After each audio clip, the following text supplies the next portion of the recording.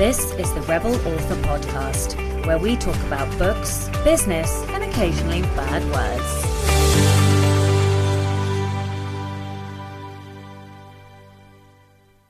Hello, Rebels, and welcome to episode 113 of the Rebel Author Podcast. Today, I'm talking to Julia Rozdobudko all about how to design covers as an indie author. But first, to last week's question, which was, since you started writing, what's the best money you've ever spent? So first in on Patreon, we have Genevieve Scholl, who said, I'm sorry you're not feeling well. Well, thank you, Genevieve. I am glad to say that I'm feeling much better this week. Well, I say that. I have some other health issues, just irritations that are happening that kind of tell me I'm probably burning a little bit too hard right now. Nothing serious. But yes, I should probably take some rest, but I can't do that until Christmas. But I am going to take 2 weeks off at Christmas, so I'm kind of burning to the end of the year, really, just to get to the school holidays at Christmas. So yeah, I'm excited for that. Eden C on Patreon says, Pro Writing Aid is 100% the best thing I brought since I started taking this whole writing malarkey seriously about 2 years ago. And again on Patreon, Len says, as we agreed in Poison and Prose, it's definitely the Slack group. After that, it's my iPad and keyboard. It's tactile and it fits in my handbag. I wouldn't get anywhere as near as many words if I didn't love writing on it. On Facebook, Erin McKnight said, such a great episode, I can't wait to implement some of this. As to the question, editing is by far the best money I spent. You can't skip this step and expect to turn out a quality product. And Ian Worrell, also on Facebook, agreed and said probably my editor. Last then on Instagram, we had author Lena M. Johnson say, I got an awesome cover for my reader magnet, which has helped with growing the newsletter. And it made my writing buddy jealous, which is what really matters. I love that. A Lemon Life on Instagram gave me a non-writing thing that they'd spent money on. They said, every little bit I have ever spent on my horse and his care was money well spent. 18 years and I have not regretted him or spending this time and money on him ever. Aww. I actually, fun fact, used to horse ride. I horse rode for about 7 years. I did it competitively. Surprise. Yeah, and I used to go on hacks and I helped out at the stables. And yeah, I was a hugely horsey kid. And then we still have sort of horses in the family and stuff, although I don't really ride them anymore. I actually fell off when I was at university. One of my friends had a horse and I went riding and I got bucked off and I landed on my butt, like with my legs out straight. And I sort of got like I don't know how to explain it, kind of like a mini whiplash. I kind of unhooked myself from the stirrups and allowed myself to fall off the horse as I'd sort of been trained, as opposed to like trying to stay on. But unfortunately, even though I managed to come off the horse to safety, I didn't land properly and it did cause quite a few. I still have kind of recurring problems from that. So I haven't, I'm just trying to think if I've rode since. I don't think I have, but I would love to go back to riding. Anyway, random tangent. Tom Fowler on Instagram says, Tom Fowler writes on Instagram says, my editor is the best money I've spent. His work has improved my writing tremendously. My drafts are cleaner now and I spend less time on self-edits. So a lot of agreement there for editing as the best money. Okay, so this week's question is, how do you plan for a new year? I'm really interested in, I suppose, your systems or your planning methods, your methodologies. What is it that you do that really helps you? I have been trying to plan out next year. I'm trying my hardest to wrangle myself into some semblance of realism for the new year. I'm also trying to make sure that I do not put anything, now that I've kind of closed so many tabs, or I'm still in the process of closing tabs, I'm trying very hard not to take anything else on. I'm also thinking about stepping back a little bit from social media, not completely, but I'm just finding that it doesn't necessarily have the rewards that I used to think it had. And yeah, I don't know. I just feel like I would like to get 2 non-fiction books out next year. Previously, I've only ever released 1 in a year. And so I think I've done 4 over the last 4 years. And I would really like to do 2 next year. I have a lot of ideas for non-fiction. I'm also going to be asking you guys what you would like to see from me. But yeah, so And so because I've been planning this week, I sort of have this giant calendar on my wall, and I've been trying to put in all the school holidays, everybody's leave and all of that stuff. So yeah, one thing that I find quite difficult is plotting out like when you have multiple tracks open, so when you have multiple books, like one's in draft, one's in edits, there's like a course going on or whatever, I find that quite hard to like put into my brain. So yes, I am curious, what are your planning methods? Book recommendation of the week this week is One Last Stop by Casey McQuiston. Now, this book went straight to the top of, I would say, my favourite books I've read this year. It is I don't know if it's new adult or adult, but it's kind of, the characters are sort of 22-ish, I would say, and 24, something like that. And it is a LGBT novel. It is contemporary romance with a hint of time travel in there as well. And it was exquisite.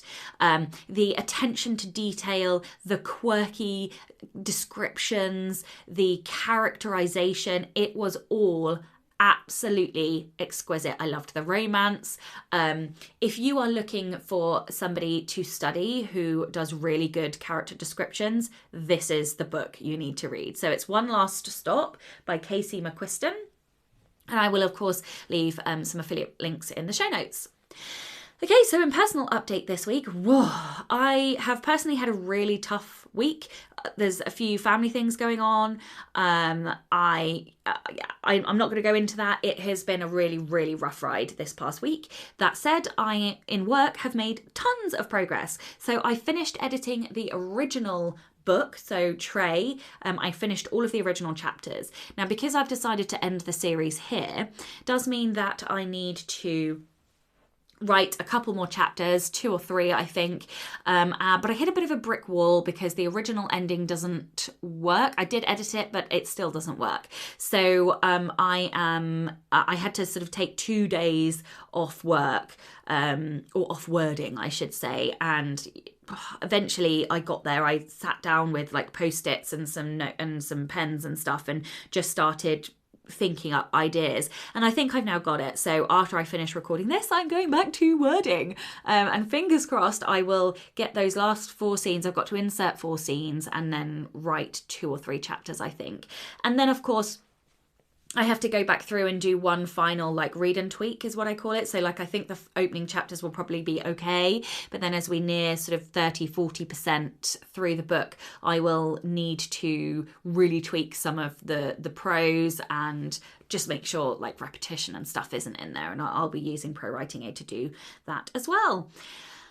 Right, what else? Okay, so Story Bundle. I have mentioned many, many times about the Story Bundle on the podcast. It is drawing to a close. You only have a couple of weeks left to get your Story Bundle. What is Story Bundle? Well, it's a bundle of 15 or 16 books with very, very world-class, high-quality authors in it. You've got people like Kevin J. Anderson, Andrea Pearson, Mark Lefebvre, Joanna Penn, stacks and stacks of authors, and there are books for your craft to help you improve your craft. There are books to help you improve your marketing, your content creation. There are books to help you with your newsletter promos, anything and everything in this bundle. And it's a pay what you like, so you pay a certain amount and you'll get 4 books, and then if you pay sort of the minimum for the rest of them, then you'll get, I think, the 15 or 16 books. And so it equates to essentially about $1 a book. I think it is a fantastic bargain. I do highly recommend you all go and have a look at it.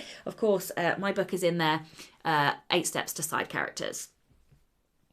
On top of that, I am running a monster sale. It is Black Friday and Cyber Monday. So if you would like to get 30% off my courses, that includes both the Anatomy of Prose, the Senses course, and the Villains Masterclass, then you can by visiting sashablack.thinkific.com and use the code BlackFriday30. That's BlackFriday30. And of course, I will leave a link in the show notes to my course page.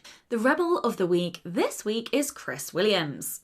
Chris says, "It was my first time going to a week-long Boy Scout camp. I was among the youngest in my troop and found myself very homesick within a couple of days. To pass the time until I could finally go back home, I took solace in taking lots of photos of nature, trees, clouds, birds, mountains, and bugs. One of the older boys found my camera unattended in my tent, and he and the others mooned themselves with the rest of the film rolls I had. Oh my goodness me. Oh dear. When I finally got home, I had the film developed. I saw the photos. I was embarrassed and devastated. Oh, bless you. I looked up to these guys and they pulled a massive prank on me. So I removed all the butt shots. That phrase is amazing. Oh, I'm sorry. And brought the rest with me to our first scout meeting after the camp event. One of the leaders of our troop was a kind elderly man. I asked him if he'd like to see them with me for the first time. The other boys didn't know I took out the photos of them showing their arses, so they watched in horror as the old man and I enjoyed photo after photo, wondering if their bums would make an appearance. It might not be the most rebellious thing I've done, but I did earn my merit badge in turning the other cheek. Oh, amazing pun. Oh, thank you so much, Chris. That was absolutely fantastic. I'm proper tickled pink with that. If you would like to be a Rebel of the Week, please do send in your story. We are always in constant need of stories. We sort of ebb and flow. Sometimes we get a sort of a small influx of them, and then we wind them down, use them up very quickly. So please, if you have ever considered sending a story, please do send them in. You can email your Rebel story to rebelauthorpodcast@gmail.com, and that will be Becca picking that up, or you can Instagram me at Sasha Black Author. It is probably better if you email, just because occasionally I can forget if they have come into my inbox via Instagram. But you can do both, and do nudge me if you haven't had yours read out. No new patrons this week, but a gigantic thank you to all my existing patrons. If you would like to support the show and get early access to all of the episodes as well as bonus content, then you can from as little as $2 a month by visiting patreon.com/Sasha Black. And I will say that if you are a patron, please do go back and check the kind of back catalogue of posts and things. There are a stack of extras in Patreon, and as soon as you are a patron, you get access to all of that. You'll have to sort of dig around and have a fish around there, but if you use like the tags, and if you have a look at sort of the topics, I think they call it on Patreon, you should see different categories and things. Okay, this show is sponsored by Kobo Writing Life. So I'm going to play a word from the sponsor, and then we will get on with the interview. Hey Rebels, we're from Kobo Writing Life, Kobo's free, fast, and easy self-publishing platform. Kobo Writing Life was built by authors for authors, and our team of dedicated book lovers is always working hard to help authors reach new readers around the world. One of the ways we're doing that is by giving you the chance to reach subscription readers by opting your titles into Kobo Plus. Kobo Plus is our subscription program, which offers thousands of titles in an all-you-can-read catalog to readers in select countries. It's currently available in the Netherlands, Belgium, Portugal, and Canada, with plans to expand. Stay tuned for that. Authors can opt into all territories or pick and choose as they please. It's really important to us that authors retain complete control over their work, which is why we will never ever ask you to be exclusive. You can opt your books in on a per title basis and continue selling them on all other retailers. Kobo Plus helps get your books in front of a new audience of subscription readers, who are a different audience than our typical a la carte readers, and allows you to earn money on top of your a la carte sales. Authors get paid for every minute spent reading, including rereads, so opt your books in now and reach even more Kobo readers. If you want to learn more about Kobo Writing Life, check out our blog, podcast, and find us on social. You can create your free account at kobo.com/writinglife. Now back to Sasha. Happy writing. Hello and welcome to the Rebel Author podcast. Today, I am joined by Julia Rozdobudko. Julia is a business development manager at MidBlood. She finished her bachelor's degree in international economics and joined MidBlood in 2019. She started out as a project manager, taking care of ongoing cover projects, and also sales partner manager, consulting new clients and partners about the services and terms. She currently lives in the Ukraine with her husband and son. Hello and welcome. Hi. I'm so excited to be here. Thank you for hosting this. No, thank you for coming on. So would you like to, I guess, tell everyone a little bit more about you and maybe a little bit more about MidBlood as well, and sort of how both of you came to where you are today? Yeah, sure. So if someone told me 5 years ago that I would be a business development manager at book cover design company, I wouldn't probably believe it, because I was studying international economics at the university and planned to work in finances. But when I finished bachelor degree, I was kind of sick of it and I wanted to try something different. So I started this new job at an IT company, and it wasn't going really well because I wasn't into the product that the company was offering. So when I got a job offer from MiblArt, I thought, wow, that must be really fun. And book covers sounded like something really interesting, and I started to learn all about self-publishing, platforms, book sizes, all cover design tricks, book marketing, because I had to understand my target audience to be able to help. So I started out as a sales rep, consulting authors about cover design service, and I still happily do that if someone contacts me on Facebook. I've also managed cover projects. I was like this middleman between author and designer, which was super important experience to understand the process. And then I ended up working with partners, looking for ways to develop this business. Anyway, I'm really happy to be working in self-publishing community, because I constantly meet new, incredibly talented people. And I get to see many books created, many covers created, and it's always really fun and something new. Yeah, I love that. Yeah. And so a random question I haven't prepared you for. Yeah, Do you sure. read? Are you a reader? Yes, I am a reader, but actually I have read a lot a few years ago.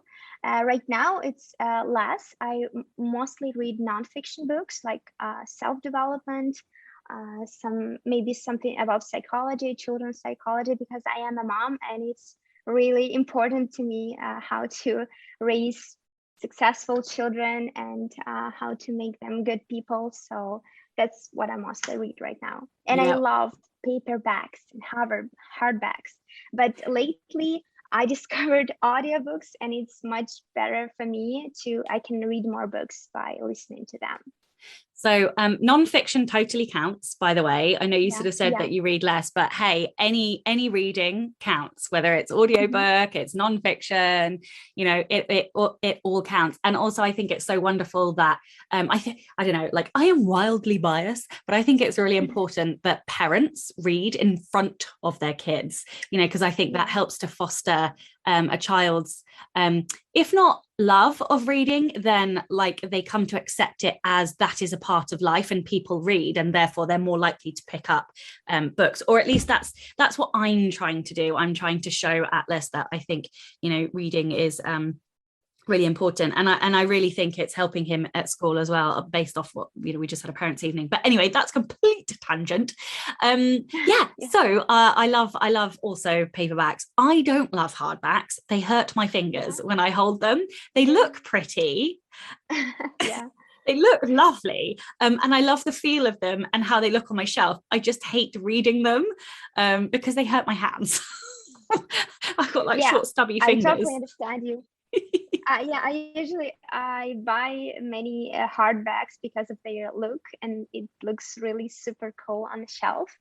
But I trying to limit myself to the number of books I can buy, because I don't have my own house right now. But I guess that in the future I will have lots of them. Yeah. And so tell everyone a little bit about MiblArt as well, because I've actually used your services and you guys helped to create the Rebel anthology. So I'm editing now the stories in the background, and they're going to go off back to the authors who are part of the anthology very soon. Well, probably maybe at the latest end of November. And so, yeah, I love the cover, and I thought the service was A, ridiculously quick, and B, incredibly incredibly efficient and generally fantastic. And yeah, I mean, obviously I haven't come back to you for the paperback yet, but I know that's only a matter of a few months away. But yeah, so would you like to tell everyone a little bit about what MiblArt can do, the services they have, that kind of stuff? Yeah, of course.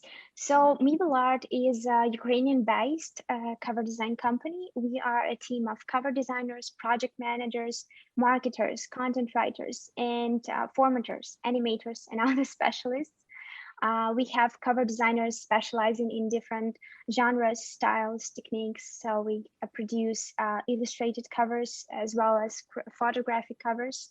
And our goal is to deliver high quality marketable covers of all styles, genres, and formats, and for the most reasonable price possible. And the best terms like unlimited revisions, quick turnaround time, excellent customer service.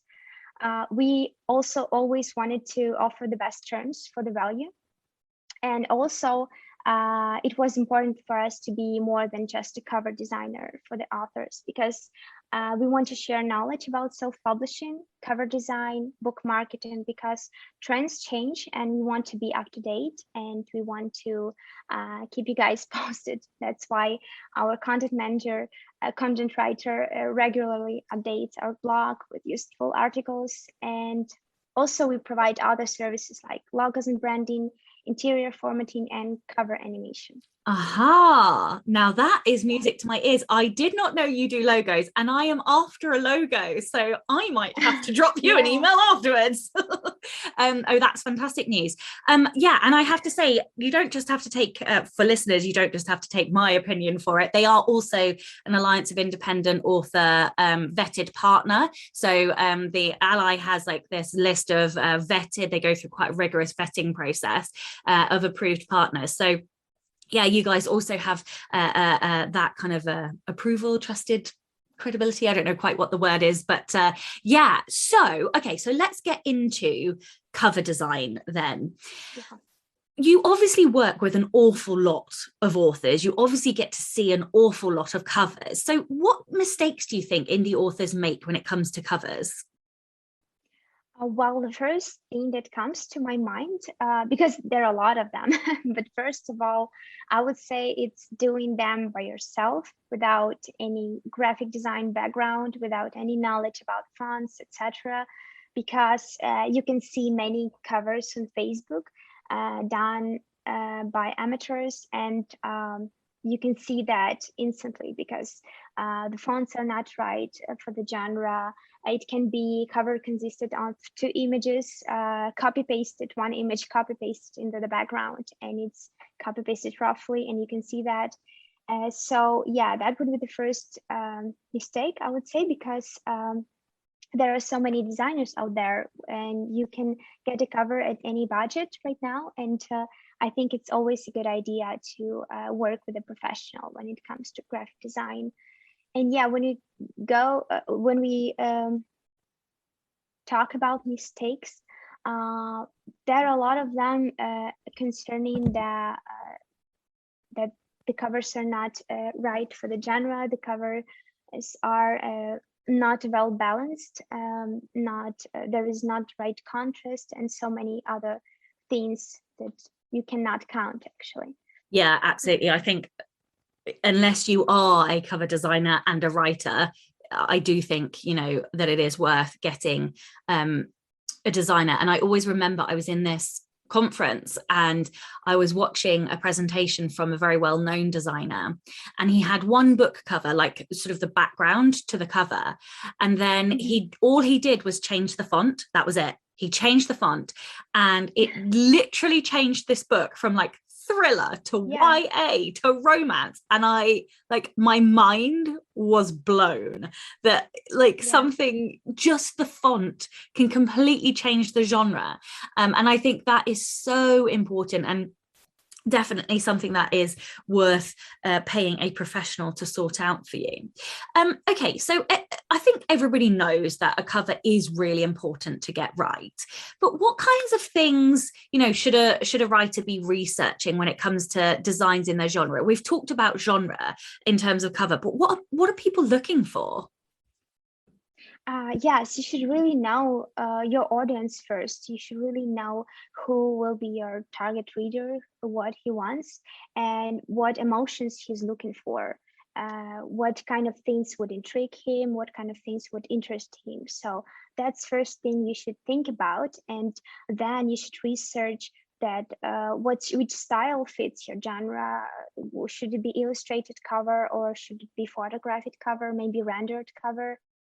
It's important to think about that, about the composition, about what to show on the cover. Should you tell the story? Probably not. Probably just give a hook, intrigue the reader. And so the cover should show something that interests your readers, but not tell the story. And that's a really hard task to do. So you should consider where you are going to sell your book. In what size will the readers see it before buying? And of course, coming from that, what format will you sell it in, and what kind of emotions, etc. So it's all should be sorted out before you start working on the cover design. Yeah, and so when somebody comes to you, what kind of information should they already know? Should they have already made some decisions? Should they have something in mind, or can they just come to a designer with nothing? Or like how prepared should an author be? Well, authors should definitely know already the platform they're gonna publish on. The format should be ebook or a full wrap, paperback, hardback. Also, I think the book description or blurb or back copy should be ready so the designer could read it. And also, you should probably decide the style and technique that would fit your book, because designers tend to specialize. If you choose in the freelance designer, for example, you'll probably specialize in one style, and you should determine before you come to him if it works for you, for your book. But in some cases, you can also discuss it with the designer and maybe get some consultation or something, because, for example, MidBlood provides free consultations to advise what kind of cover would work better, illustrated or photographic, for example.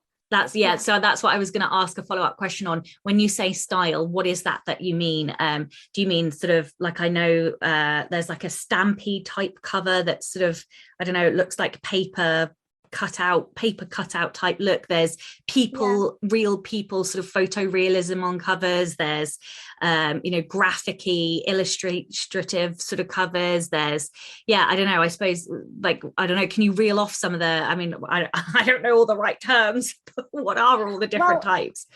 I would say there are like definite terms in terms of styles, because there are so many styles. There are gritty, dark covers, cleaner covers, some old-fashioned looking covers, some are illustrated like animations, like they are like animated looking covers, and realistic covers. Even illustrated covers can look realistic, more to realism, and some can be like cartoonish looking. So there are such a big variety of styles that it's hard to talk about, to tell it all, but we can talk about technique. Technique is actually whether you're using photos or illustrate or using renders. Mm-hmm. So it's really important then, I suppose, that authors have gone out and done their own research and had a look to see what they like, what appeals, what is like the most common style in their genre, for example. Yes, of course. You can go to Amazon. Sorry, I'm just gonna say that you always can go to Amazon and not only look at the bestsellers. You can look at the bestsellers, of course, of your genre, but just take a look at all the scroll the covers in your genre and think. Try to think with a clear head which covers catch your attention and why. Which elements would catch your attention, and which covers just get lost, and why. So you can determine what do you think would work for your book, and you can determine which things you like, of course, and you can just gather some examples, of course, to set a mood board, because not only it's important to gather like some important info, genre, back cover copy, etc. You should give the designer the key message you want to convey with this book, and of course the mood of your story. So always you can create a mood board from the covers you think that are similar to yours, and you should really think what emotions should your cover evoke, and tell that to your designer, because the designer will be able to implement this idea with the right details, with the right colors, etc. Mm-hmm. Mm-hmm. Okay. Do you think an indie author ever needs to update their covers? And if they do, when and why would they consider doing that? Yes, I think in many cases the covers should be updated. There are two main signs that show it's time to consider changing your cover. The first one, if your readers get confused about the genre. For example, if you've gotten several negative reviews saying that from disappointed readers who say that they were expecting something else from the cover. And the other reason, of course, where sales numbers are not growing. And there are many reasons for that, of course, but cover design is one of the main reasons often. So you should think about that. And of course, trends and styles change. So if you published your cover a while ago, sometimes it's just a great idea to think that maybe trends and styles changed and you should update it so it would fit better. And maybe it would be just a fresh breath for your book, and new readers would come. Yeah, I've always wondered about whether or not I should update my non-fiction books. I kind of feel like I've gotten 4 books deep now. I don't really want to update them unless there's sort of a problem and they stop selling or something like that. I don't know. Okay, so one thing that I think writers often struggle with: how do you know if a book cover is good? Well, there are several ways to know that. First of all, you can look at it yourself and see if it's well balanced, pleasant to look at, if it makes you stop scrolling. You could put it next to the other covers on Amazon of your genre and see if it stands out or get lost. And of course, you can see, ask your friends, ask other people, maybe in Facebook groups, your readers, probably you can ask as well to see what they say, because it's better to get lots of opinions before you decide to do something, whether it's buy a new pre-made or update old cover, or maybe you've come up with something and made something in Canva. So you can always ask people and get some feedback. Okay, so I've got some questions from patrons now. Yeah. Lynn Reed Aubrey says, what do you wish new authors would stop doing when they come to you or when they come to doing cover creation? Well, we actually kind of covered that question already. New authors, because they often try to do covers by themselves really often, and you can see that in many Facebook groups, and it's better to get some professional help with that. So I would really advise to do research, and if you want to do this by yourself, it's fine too. Just do your research, maybe get some skills and do that right before you just do something quick and then try to sell your book with it.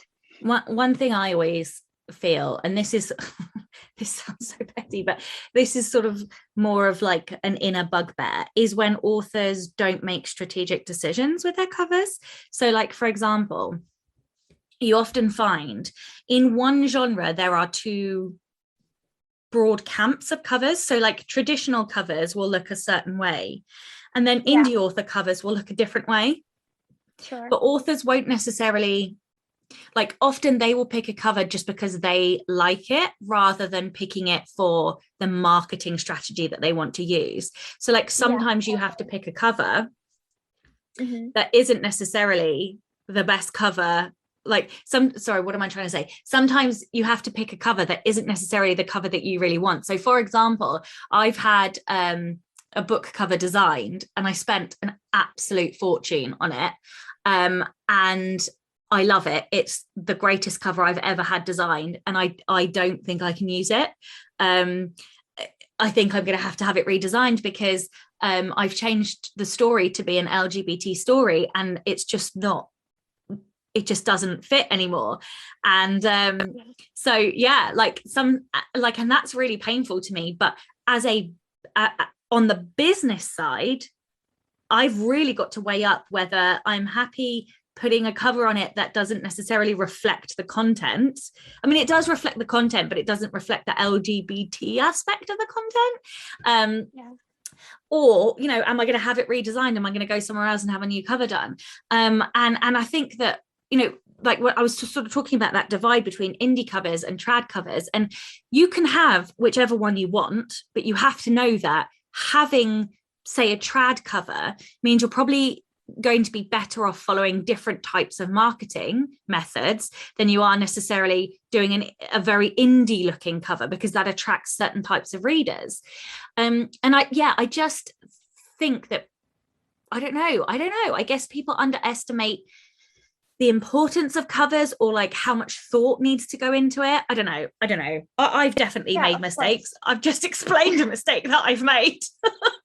So, well, I totally agree with you, because many people see the covers as wow, that's so beautiful. But if it's beautiful, it doesn't necessarily mean it will work and sell your book.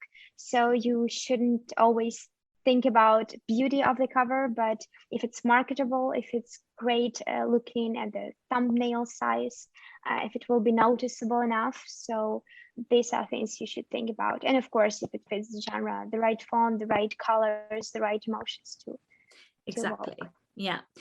Okay, so Matt Goodall asks, when you consider that styles and trends change, at what point should an author, we're kind of talking about this, what point should an author hold on to their vision of a book cover versus trusting an industry professional? I'm not going to read the rest of that sentence. Yeah, that's a really good question, a really important topic to talk about, because it happens a lot when authors come to designer and they sometimes they say like, I totally trust you, but when it comes to the vision that designer proposes, author says no, it doesn't work. Let's do that and just do what they think is right. And sometimes authors come with they have this image in their minds, and they just see it and they want it implemented this way. And when designer says it wouldn't really work like this, for example, we cannot do that with photographic way. We cannot do that with photos. We should illustrate it, for example. And author says, no, I don't have a budget for illustrated cover, so let's just do that with photos. And it's impossible sometimes to do the concept, to implement it with photos. So it's important to listen to the designer, because they know some technical aspects. They know what would look better, because the idea can be great, but not really possible to implement it in certain way. So yeah, I think the last word should also always be an author's word, because author knows what the book cover should communicate better. It's their book, and they should decide. But it is really important business decision. It's important to keep in mind that is a business decision, not just a beautiful picture. And it's really great idea to listen to your designer, and really great idea to work as a team. So you can have a discussion before you start. You can share your ideas. The designer can make suggestions, and when you come up with a concept, you can work on it and then come up with the best result. Of course, the last word should be from the author. Mm-hmm. And so Judith asks, how do you pick a cover when what you're writing is cross-genre? Oh, that's a great question as well. I love it. Actually, very important topic as well, because many designers and authors and designers get confused about this. First of all, you should define which genre is the most important. For example, sci-fi romance.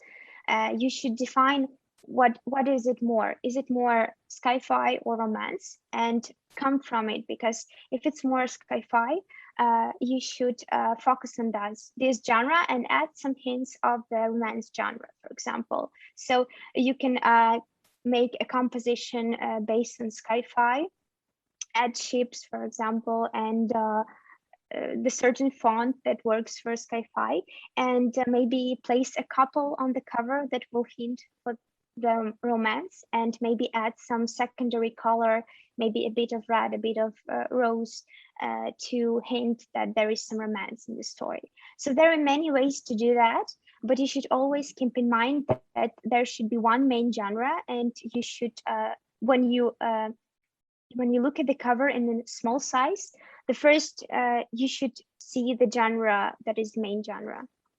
Mm-hmm. It can be 50-50 in most cases. Okay, and would you like to explain the process of working with MidBlood? Sort of if a new writer comes to you, like talk us through what happens through that design and delivery process. Yeah, of course. So first of all, it depends on whether you come with a certain idea or do you want to get an idea from us, because mostly authors come with a certain idea. And in this case, they just go to our website and fill out the order form where they put all the important info, back cover copy, genre, of course, platform format, etc. And they describe their idea, add some examples. And they have the examples of the covers they like a mood board. And after that, they place an order, no payment at the first stage. And we have project manager who reviews the info, and he can ask some additional questions if something is not clear, something is needed. And when everything is in place, our designer starts working on it. We deliver a cover within 5 business days. And then authors takes a look, and if something needs to be changes, author writes it to the project manager, and the revisions are implemented within 3 business days. So all the files are delivered with watermarks before the payment is done, and you can ask as many revisions as you want. And when you see that you're happy with the result, you can just say, hey guys, I'm ready to pay. And you pay the invoice and get final files without watermarks. So that's how it works with a photographic cover design, but with illustrated, it's all similar, but we take 50% deposit to start working on the illustrated cover, and the other half when you're happy with the design. Yeah, and if writers sort of want the ebook and they know they want the paperback, but they're not necessarily ready to give you files and the sort of templates from KDP or Ingram or whatever, they can do that as well, can't they? They can sort of get the final design and then you'll overlay it on the template sort of at a later date. Yeah, sure. Actually, we have all the templates. All you need to say that the platform, which platform you like to use, and you can order even a full wrap package, paperback, but we can design ebook first, and actually full wrap, we can design full wrap, but you will come later with a final page count and we'll adjust the size so that you could upload it to the platform. So yeah, no Perfect. Extra charge for that. You can do it anytime later, even in a year after the project is finished.